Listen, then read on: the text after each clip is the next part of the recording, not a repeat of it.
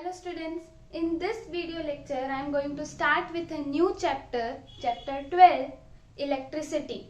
Now see, I would be explaining this chapter topic wise.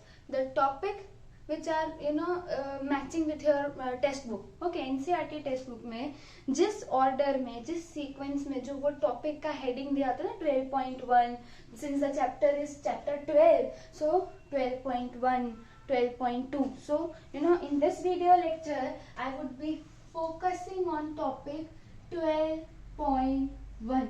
Okay, so 12.1 is electric current and circuit. Okay, electric current and circuit.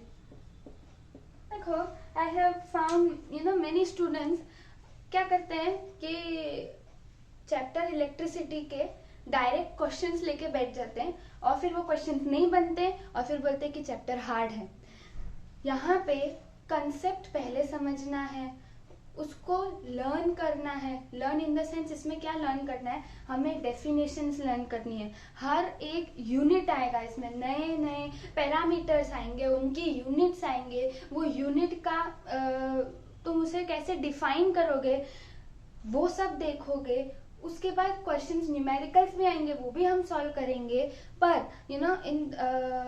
जब तक concept नहीं समझोगे तब तक questions नहीं बनेंगे. वो हमें भी पता है, तुम्हें भी पता है, लेकिन फिर भी हम क्वेश्चन बनाने बैठ जाते हैं. एक बार रीडिंग कर लिया हो गया. सो कहने का मतलब ये है कि you have to go in a sequence. My sequence for this chapter would be कि पहले मैं 12.1 में, जैसे तुम टेक्स्ट बुक रीडिंग करने बैठते हो तो जब तुम रीड करते हो तो उसमें से you should have practice of picking out important points. तो वो तो बचपन से बनाते हैं, अंडरलाइन करते हैं कि अच्छा ये मैंने रीड किया तो ये इम्पोर्टेंट पॉइंट है. पर important point in the sense उसी में से क्वेश्चंस बनाओ ना. जैसे जब तुम 12.1 रीड करोगे इलेक्ट्रिक करंट एंड सर्किट, उसमें से तुम्हें 7 नई चीजें मिलेंगी. नई चीजें मतलब नई नहीं मतलब पढ़ा हुआ है लेकिन वो तुम्हें याद रखने जैसी है. अब तुम बोलोगे 12.1 है ना, वो तो स्टार्टिंग इंट्रोडक्शन है, क्या है उसमें मिलेगा, बहुत कुछ मिलेगा. पहले क्या है, ज्यादातर क्या है इस चैप्टर में पीछे वाला पोर्शन नया लगता है, उसमें से ज्यादा क्वेश्चंस बनेंगे, ऐसा सोच के we focus more on the end portion of this chapter. But the initial portion of this chapter is equally important, है ना. तो इसमें से क्वेश्चंस कैसे बनते हैं वो भी बताऊंगी, बोर्ड में किस तरह के पूछे गए हैं वो बताऊंगी. पर पहले क्वेश्चन से पहले हम थोड़ा सा समझते हैं, ठीक है, कि इस टॉपिक में क्या क्या इंक्लूड किया गया है. So if we start with electric current and circuit, है ना. So electric current and circuit, देखो जब तक लिख के याद नहीं रखोगे तब तक सबकॉन्शियस माइंड में कैसे बैठेगा, है ना. चलो तो लिख के याद करो, पहले बैठो आराम से समझो. इस वाले टॉपिक में तुम्हें ऐसी चीजें बताऊंगी जो तुमने शायद मिस कर दी होगी. देखना, जैसे पहला वो लोग ने बताया है स्विच के बारे में. अब तुम्हें वो स्विच ये कोई समझाने जैसी बात होती है, पर अगर कभी कैसे पूछ लिया या डिफाइन कर लिया तो डिफाइन कैसे करोगे स्विच को, है ना. तो तुम लोग जब भी स्विच ऑन ऑफ करो, लाइट चालू बंद होगी, पंखा चालू बंद होगा, या दैट पर्टिकुलर इलेक्ट्रॉनिक डिवाइस वो चालू होगा या बंद होगा, वही तो एक स्विच है. पर हम लोगों को 3 इडियट्स का आमिर खान नहीं बनना है, हमें थोड़ा अच्छे से डिफाइन करना होगा अगर स्विच को, है ना. तो कैसे डिफाइन करेंगे, तो it is a conducting link. Switch is a conducting link. Conducting link, देखो वहां टेक्स्ट बुक में तुम्हें मिलेगा कंडक्टिंग लिंक बिटवीन. अब मैं तुम्हें कहती हूँ जब तुम रीड करते हो, ठीक है. सो कंडक्टिंग लिंक, स्विच जो है कंडक्टिंग लिंक समझते हो ना, कंडक्टर, इंसुलेटर, इलेक्ट्रिसिटी चैप्टर में बहुत इंपॉर्टेंट है ना. देखो कंडक्टिंग लिंक बिटवीन, किसके बीच में, सेल एंड वहां पे दिया होगा बल्ब. क्या हम बल्ब को इलेक्ट्रॉनिक डिवाइस भी लिख सकते हैं, ठीक है, तो सबसे पहले तुम्हें ये याद होना चाहिए कि भाई स्विच क्या है। It is a conducting link जो सेल और तुम्हारे इलेक्ट्रॉनिक डिवाइस को लिंक कर रहा है। कैसे? कंडक्टिंगली। कंडक्टिंग मतलब कंडक्टिंग, तो कंडक्टिंग मतलब क्या कि वहां से वहां इलेक्ट्रिक करंट, वहां से वहां मतलब सेल से तुम्हारे इलेक्ट्रॉनिक डिवाइस तक, सेल से तुम्हारे इलेक्ट्रॉनिक डिवाइस तक इलेक्ट्रॉन्स को फ्लो कराना पड़ेगा, तभी क्या होगा? इलेक्ट्रिक करंट फ्लो होगा। जिस चीज में से इलेक्ट्रिक करंट इजीली फ्लो कर रहा है, कंडक्टर्स है ना। थोड़ा सा आगे पढ़ेंगे जब आगे वाले टॉपिक्स में जाएंगे, कंडक्टर्स, इंसुलेटर्स क्या होते हैं और इसके बेसिस पे रेजिस्टर क्या होता है वो भी डिस्कस करेंगे। पर क्योंकि अभी स्टार्ट किया 12.1, अभी तो शुरू हुआ है, सांस तो लेने दो, फिर हम थोड़ा और डिटेल में जाएंगे। पर फिर भी तुम लोग कंडक्टर इंसुलेटर बचपन से पढ़ते आ रहे हैं तो कोई बात नहीं। स्विच था पहला, उसके बाद they talk about electric circuit, है ना। तो जब भी मैं इलेक्ट्रिक सर्किट बोलती हूँ कुछ तो भी दिमाग में ऐसा आता है।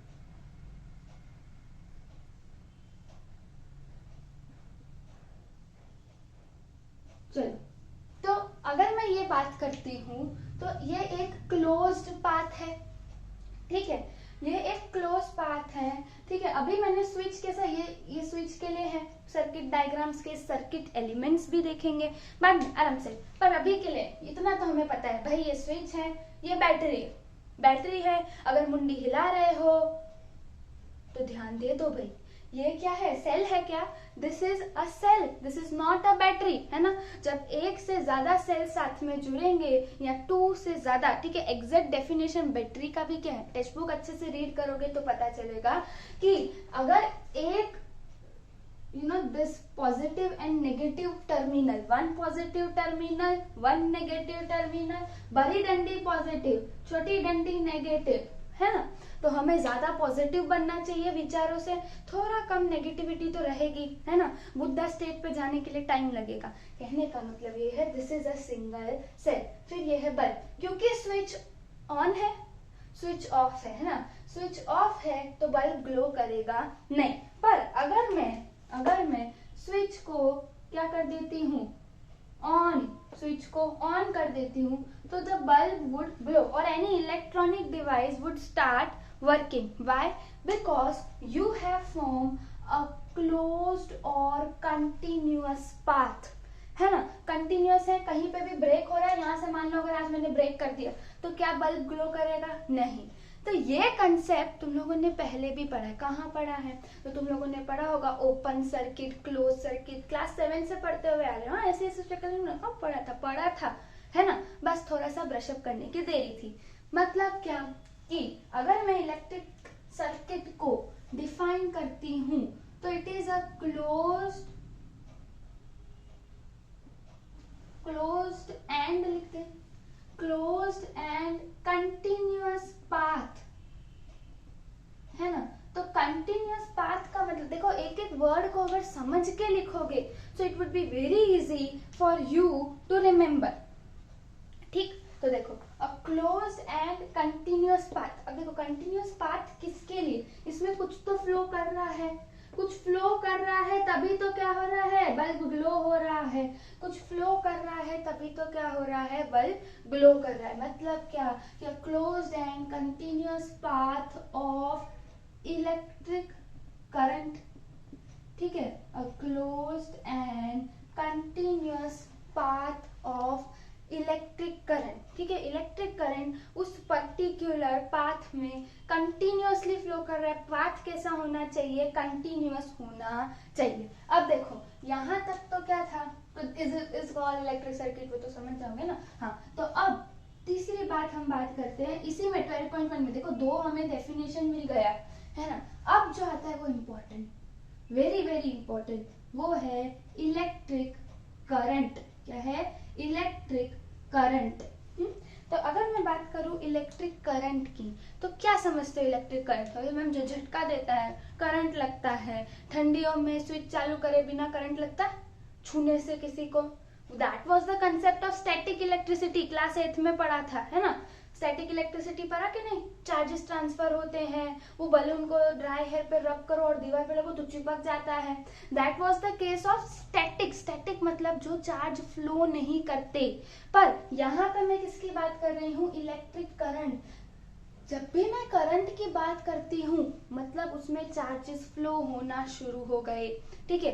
Flow of charges, flow of charges, कितना चार्ज, फ्लो ऑफ चार्ज। जैसे अगर तुम्हें इलेक्ट्रिक करंट, तो इलेक्ट्रिक करंट का पहले हम फॉर्मूला लिखते हैं, उस बेसिस पे उसे डिफाइन करते हैं। जैसे मैं लिखती हूँ आई, इलेक्ट्रिक करंट को हम किससे रिप्रेजेंट करते हैं, कैपिटल आई।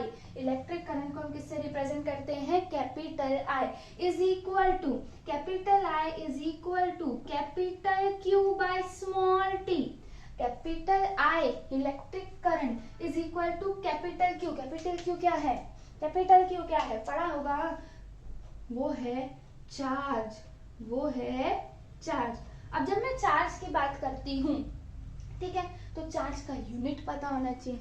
क्या समझते हो, चार्ज का यूनिट क्या है, कूलम। चार्ज का यूनिट क्या है, कूलम, ठीक है। तो जैसे करंट का यूनिट क्या है, करंट के यूनिट पे बात कर रहे हैं, चलो तुमको टाइम तो पक्का पता होगा। टाइम का यूनिट हम इधर, स्टैंडर्ड यूनिट ऑफ टाइम क्या है, seconds. Standard unit of time क्या है, सेकेंड्स, ठीक है। तो ये जो टी है वो रिप्रेजेंट कर रहा है टाइम, इसका यूनिट है सेकेंड्स। क्यू जो है रिप्रेजेंट कर रहा है चार्ज, इसका यूनिट है कूलम, ठीक है। अब ये कूलम क्या होता है, व्हाट इज कूलम, ठीक है।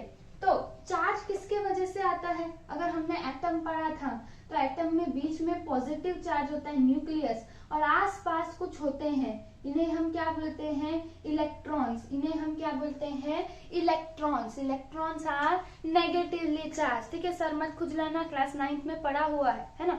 और ये भी पढ़ा था, एक इलेक्ट्रॉन का मास पढ़ा था, इलेक्ट्रॉन का चार्ज पढ़ा था, पढ़ा है, टेबल बनाया था ऐसा, फिर प्रोटॉन किया था, इलेक्ट्रॉन का देखा था, और किसका देखा था, और देखा था न्यूट्रॉन का, है ना। तो ये तीनों के हमने मासेस और चार्जेस क्लास 9th में देख कर आ रहे हैं। तो अब अगर मैं बात करूं कि 1 coulomb is the charge on 6 into 10 to the power 18 electrons, ठीक है। तो अगर मैं बात करती हूँ 1 कूलम ऑफ चार्ज,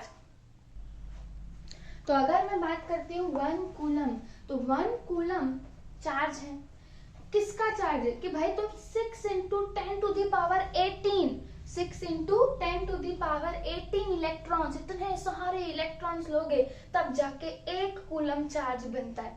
मतलब सोचो एक इलेक्ट्रॉन पे कितना कम चार्ज होगा, पता है तुम लोगों को कि charge on 1 electron is 1.6 into 10 to the power -19 coulomb. एक इलेक्ट्रॉन पे इतना चार्ज है। तो 1 कूलम चार्ज हमें कब मिलेगा, जब मैं 6 into 10 to the power 18 electron साथ में लेती हूँ, तब जाके मुझे 1 कूलम ऑफ चार्ज मिलता है। बात समझ आ रही है, अच्छा। अब मुझे पता है कि Q का यूनिट है कूलम, T का यूनिट यानी टाइम का यूनिट है सेकेंड्स, तो क्या मैं I का यूनिट लिख सकती हूँ, क्या मैं unit of current 1 coulomb by 1 second लिख सकती हूँ।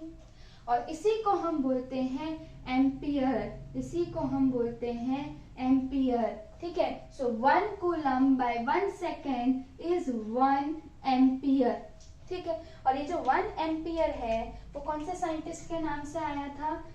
अब देखो मेरी इंग्लिश तुम लोग को पता है, मैं स्पेलिंग याद करने के अकॉर्डिंग अगर हम नाम बोलते क्या बोलेंगे, एंद्रे मेरी एम्पियर। तो एंद्रे मेरी एम्पियर के नाम पर से ये यूनिट आया 1 ampere of current, which is 1 ampere क्या है, 1 ampere is 1 coulomb by 1 second, ठीक है। तो अब अगर हमें ये पता है तो क्या मैं इलेक्ट्रिक करंट को डिफाइन कर सकती हूँ। कैसे डिफाइन कर सकते हो इलेक्ट्रिक करंट को, तो हम ऐसा बोलेंगे कि electric current is the flow of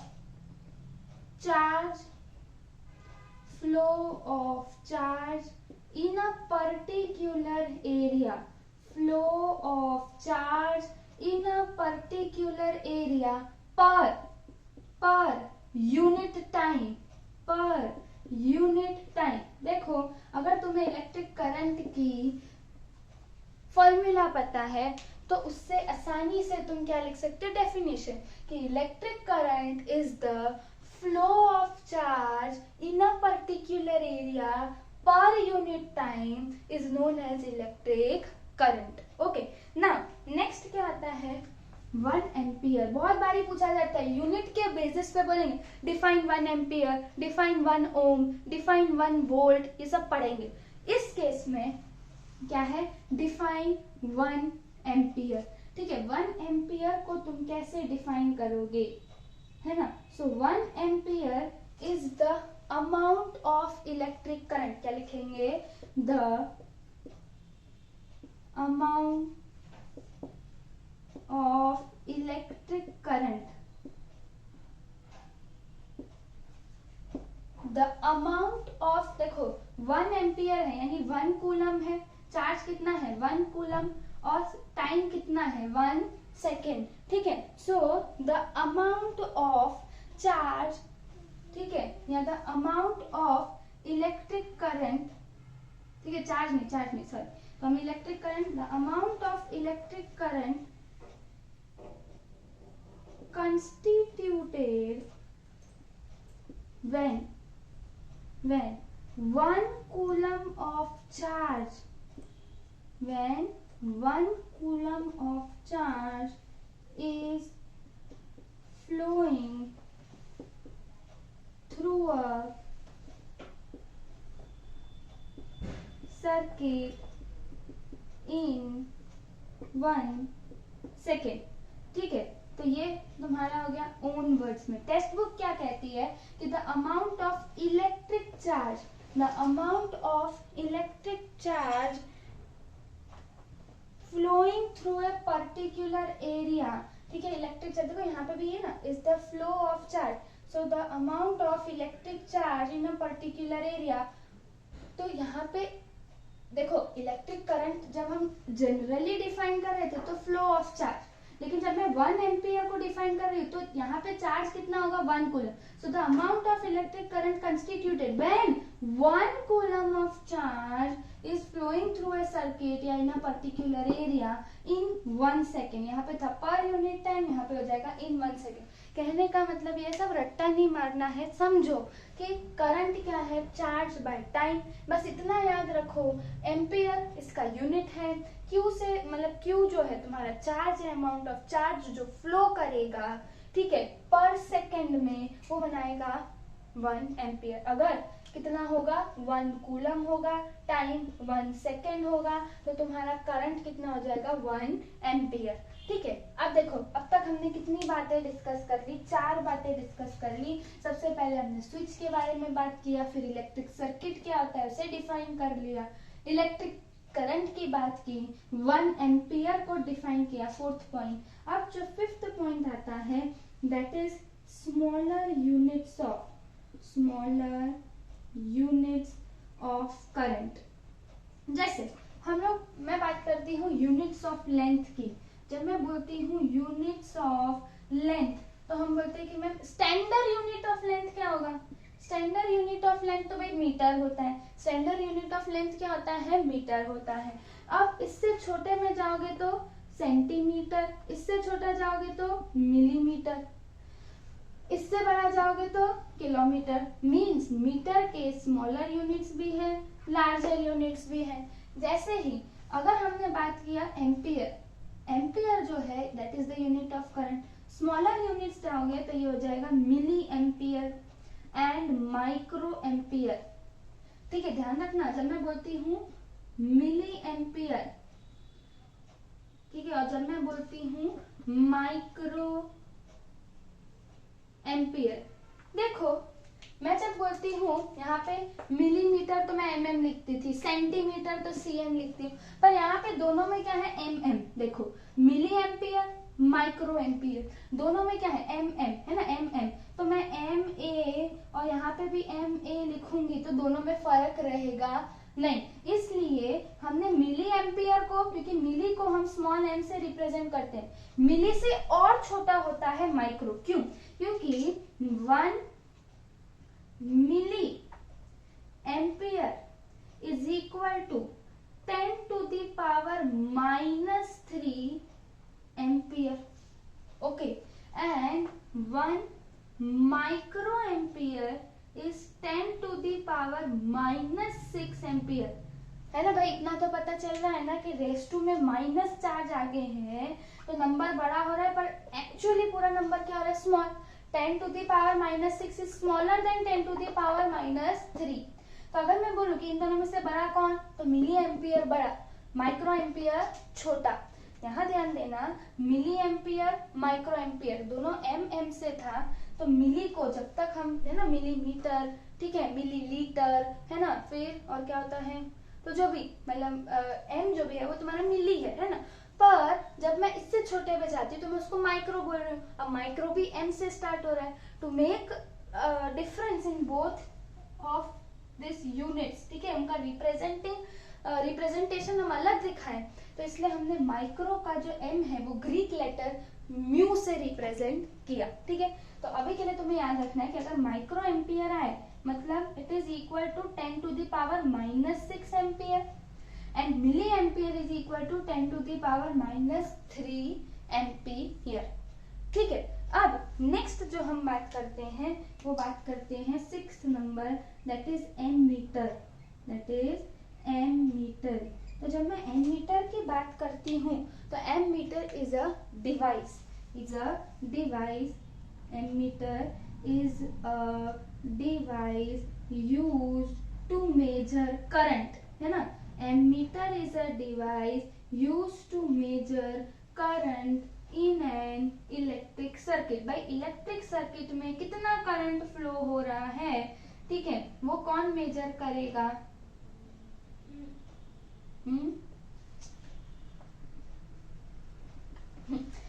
कि डिवाइस है use to measure current, electric current in an electric circuit. Ammeter को हम हमेशा किस में कनेक्ट करते हैं? Always connected in series. जब भी हम, ठीक है, इलेक्ट्रिक सर्किट में एमीटर का कनेक्शन कराते हैं तो हम एमीटर को ऑलवेज किसमें कनेक्ट करते हैं? सीरीज में। ठीक है, एमीटर को ऑलवेज सीरीज में कनेक्ट करते हैं। ठीक है, जैसे कि अगर यहाँ पे मैंने सर्किट बनाया है तो यहीं कहीं पे मैं क्या डाल देती हूँ? एमीटर, यानी क्या सीरीज में है। पर अगर मैं पैरेलल बोलती तो सपोज ये तुम्हारा बल्ब है, इलेक्ट्रॉनिक डिवाइस के पैरेलली मैं एमीटर लगाती हूँ, है ना, पैरेलल लाइन, समझते हो। और ये कैसा है? सीरीज में, कंटिन्यूअस पाथ में आ रहा है। तो एमीटर को हम ऐसे लगाते हैं, न कि ऐसे, पैरेलली नहीं। पैरेलल और सीरीज का, ठीक है, थोड़ा सा और कंसेप्ट क्लियर होगा जब हम आगे धीरे धीरे बढ़ेंगे। देखो इतना तुम्हें याद रखना था। अब 7 पॉइंट है ना, 7 चीजें तुम्हें इसमें देखने को मिलेगी। लास्ट जो है that is direction of electric current, direction of electric current in the circuit. देखो पहले ये माना जाता था कन्वेंशनली मतलब earlier it was be thought, it has been, जो भी मतलब पहले ये माना जाता था कन्वेंशनली, अगर मैं इलेक्ट्रिक करंट का डायरेक्शन देखती हूँ सर्किट के अंदर तो it was from positive terminal to negative terminal, है ना। तो वो ऐसा बोलते थे कि इलेक्ट्रिक करंट का जो डायरेक्शन है it is from positive terminal of the cell to negative terminal of the cell, कुछ ऐसा डायरेक्शन है। ठीक है, ये सेल का पॉजिटिव है, पॉजिटिव से करंट बाहर निकला, ऐसा गया इलेक्ट्रॉनिक डिवाइस को जगमगाया, और फिर ये यहाँ से वापस नेगेटिव पे आया, फिर से पॉजिटिव से करंट गया, इसको और जगाया, और फिर वो वापस कहाँ आ गया? नेगेटिव। मतलब ये तो पहले माना जाता था। After the discovery of electron, ठीक है, थोड़ा सा और नॉलेज बढ़ा तो उनको पता चला अरे करंट जो है वो किसके वजह से फ्लो हो रहा है? Because of flow of electrons, है ना। पॉजिटिव चार्ज तो मूव ही नहीं कर सकते। पॉजिटिव चार्ज मूव कर सकते हैं क्या? नहीं, because they are bulkier, they are heavy, electrons are light, है ना। मास याद किया था कि प्रोटॉन का मास था 1.6 into 10 to the power -27 kg, if I am not wrong, kg और ग्राम थोड़ा सा देख लेना, पर कुछ इतना था। और जब अगर हम इलेक्ट्रॉन का मास देखें तो 9.1 into 10 to the power -31 kg, see the level of difference, है ना। तो इलेक्ट्रॉन जो था उसका मास कम है तो वो आसानी से इधर से उधर भाग सकता है ना। तो यहाँ पे फ्लो ऑफ इलेक्ट्रॉन्स के वजह से करंट मूव कर रहा था। अब इलेक्ट्रॉन कहाँ से कहाँ मूव करेंगे? देखो नेगेटिव टर्मिनल पे इलेक्ट्रॉन ज्यादा होंगे कि नहीं। जब मैं इलेक्ट्रॉन की बात करती हूँ तो क्योंकि ये नेगेटिव टर्मिनल मतलब इधर बहुत ज्यादा होगा। और हमें ये पता है, मान लो तुमने ये कुछ पढ़ा होगा, ऐसे दो मैं कंटेनर ले लेती हूँ, इसमें मैंने फुल ऊपर तक क्या भर दिया? पानी भर दिया, ठीक है। और मैंने इसको ये खाली वाले डिब्बे से कनेक्ट किया, पानी इधर से इधर फ्लो होगा कि नहीं बताओ? ये खाली है, ये भरा हुआ है, तो ऑब्वियसली फ्लो करेगा। कब तक फ्लो करेगा इधर से इधर? जब तक दोनों में सेम लेवल ऑफ पानी नहीं हो जाता, है कि नहीं। ऐसा कुछ पढ़ा है कि नहीं पढ़ा है?